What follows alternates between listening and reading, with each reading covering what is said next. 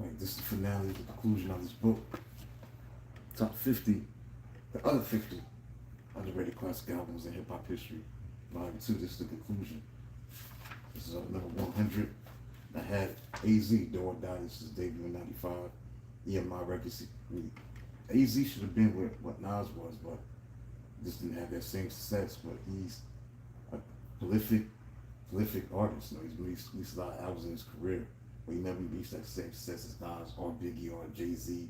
All the contemporaries that was out in the East Coast and the West, wherever it is, he never reached that kind of success. But this album was a classic album, very talented. This first album right here, '95, Sugar Hill with Miss Jones. That was the first single, and that's where it got all started. And then very unique. Give me yours. More money, more murder, more money. Homicide, the title track. It was a commercial success. It was selling over 1 million copies. So he had a lot of success. It did do well in the beginning. And though that was just riding that wave of the mafioso rap subgenre that was prevalent in the mid '90s. So he was just following what was trendy. He didn't like stand out. He was very lyrical, very unique. So it was definitely a lyrical performance. What he was talking about lyrically. But if you look at this album, I think it's underrated, and it's obviously underrated. You look at the stuff that was going on at that time; it was very stacked.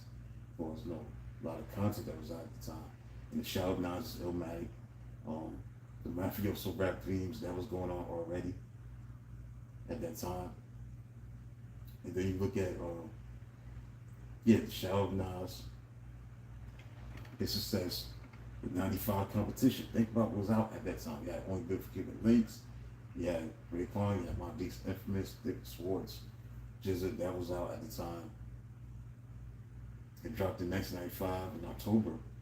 So there was so much stuff that was going on at the time. It caused it to get slightly lost in the shuffle.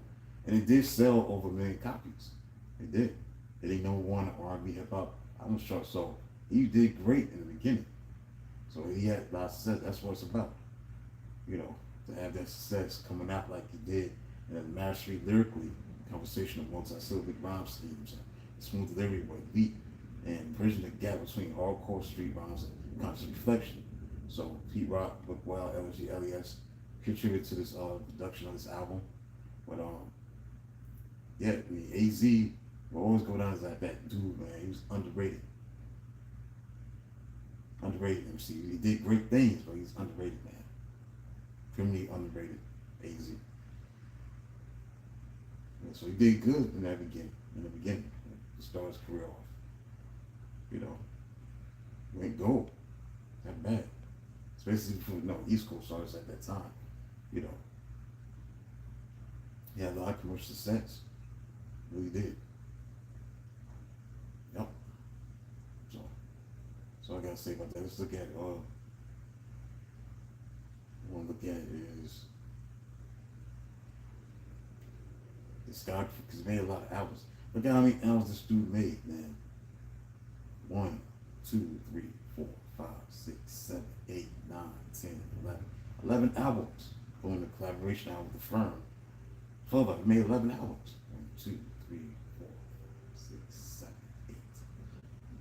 11. 11 albums. 11 albums. 11. 11 albums this guy made. Consistent, but underrated. He is underrated. He is. No question about it, man. He's underrated. There's something about AZ that you're always gonna find that under that radar, but not with just Nas, but Biggie's, the Jay-Z's, Tupac's, like the people that was out at the time. He always fall on that under that radar. For whatever reason, he's just as gifted, and talented. But yeah, 11 studio albums. He just recently came out with an album this year. No One Died 2. So when it came out this year, yeah. No One Died Part 3. Came out this year.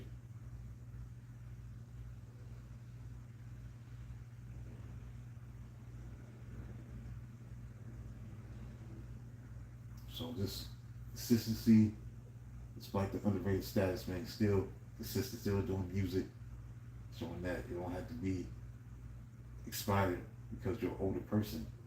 I mean, you start making records, keep making records, and keep making albums. And, you seem to come out with a lot of records. That's basically it, man. That's all that need to be said, man. Like I said, just he's one of the more underrated rappers, MCs ever to touch the mic. AZ. That concludes the Volume 2 classic albums that I've been looking at. I did the top 50 underrated classic albums. And I did the other 50. So that's Volume 2. So I'm done with that. So I'll be doing the 100 most underrated hip hop songs. Hip hop history. I did a book like that. I'm going for that content tomorrow. I'll start with the look at the songs that I felt was underrated.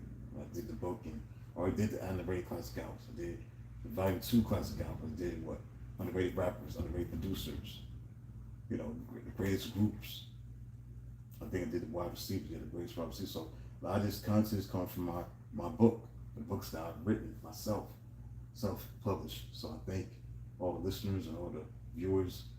So the best yet to come. So that's it for today.